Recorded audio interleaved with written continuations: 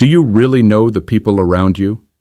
You might think you can spot toxicity, recognize heavy energy, or know when someone crosses a line. But the truth is, the most dangerous influences aren't always obvious. Often, they are charming, kind, or even family members. While we focus on the obvious threats, we leave ourselves vulnerable to something far more subtle and far more dangerous, the unconscious projections of others invading our own minds. Carl Jung spent his life exploring these hidden dynamics. He revealed that much of what drives human behavior is unconscious, and this doesn't just apply to you, it applies to everyone. The danger arises when someone is blind to their own darkness. That shadow doesn't stay contained. It seeks a host, and often that host is you. Welcome to PsychCore. Think about it. How often have you left a conversation feeling emotionally drained, blamed for something you didn't do, or caught up in someone else's crisis? Jung called this projection, the unconscious mechanism where people place onto you what they refuse to acknowledge in themselves. From that moment, you stop being seen as a person and instead become a symbol, a mirror, or even an imaginary enemy. None of these projections reflect who you really are, yet they can control your emotions and decisions without your awareness.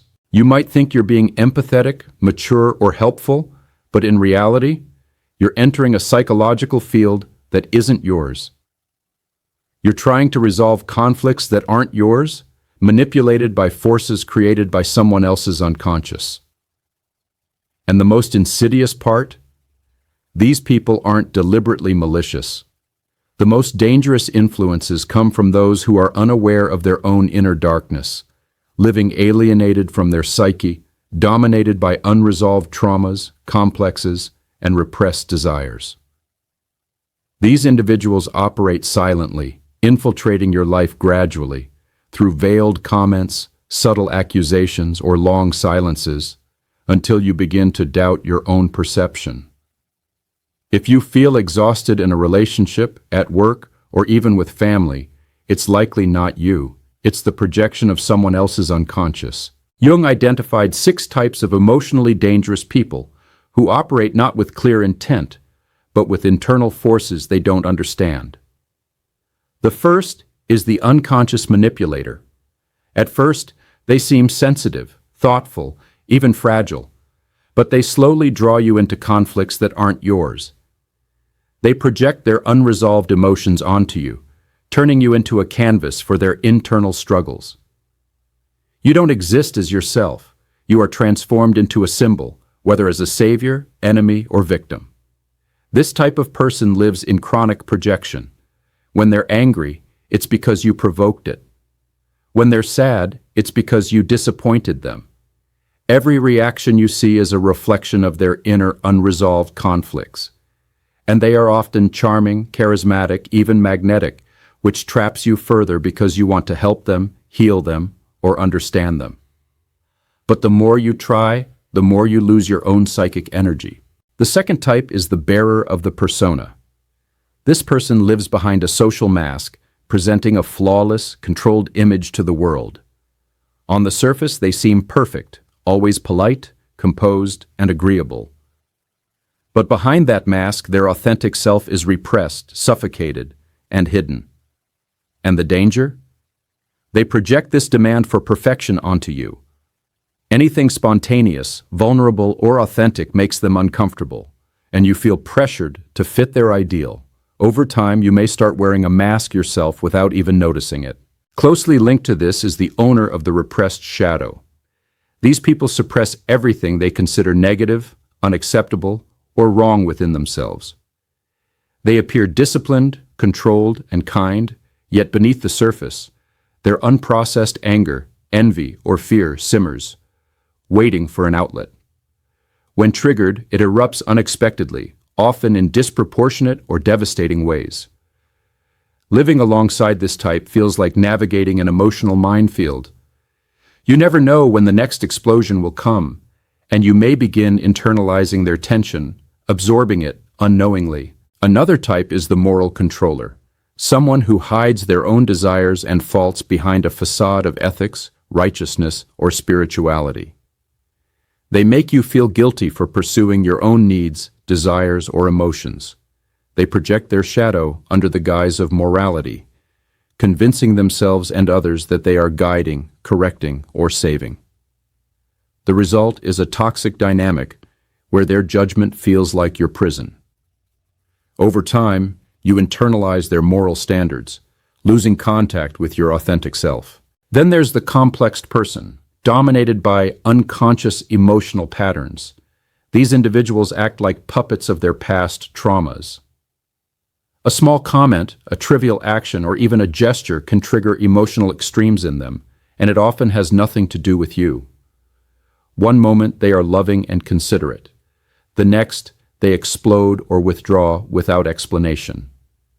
The inconsistency hooks you, making you try harder to maintain harmony, further absorbing their unresolved conflicts into your own psyche. Finally, we have the psychic vampire. This person doesn't shout or attack outright. Instead, they quietly consume your energy through subtle demands, constant attention-seeking, emotional dependency, and chronic victimhood. They thrive on your time, empathy, and availability, leaving you drained, exhausted, and uncertain of your own boundaries.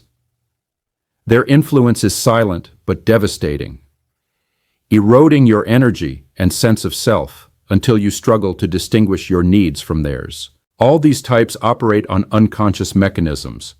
None of them are entirely evil, yet their unresolved shadows can wreak havoc on anyone who comes into their orbit.